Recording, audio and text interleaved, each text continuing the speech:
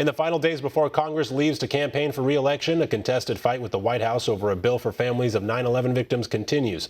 One America's Emily Miller has the story from Washington. After almost 8 years in the White House, President Obama has never had one of his vetoes overridden by Congress. But that streak may end this week. Senate Majority Leader Mitch McConnell scheduled a vote for Wednesday to try to override a veto by President Obama. It takes 2/3 vote to do that.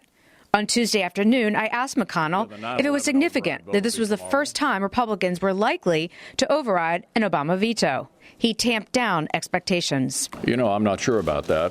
It may well be.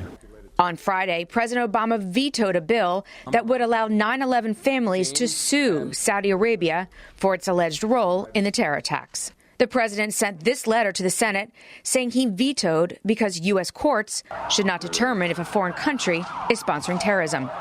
Also, he said that it opens up Americans to be hit with lawsuits in other countries. President Obama made clear in his message that he doesn't understand how limited and narrow in scope this legislation is. Senator Cornyn is a lead sponsor of the bill, which passed both chambers unanimously.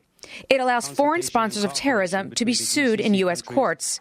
It has been strongly supported by the victims and families of the 9/11 attacks. Victims of terrorism in this country need an ability to seek justice in a court of law. That is all this bill is about.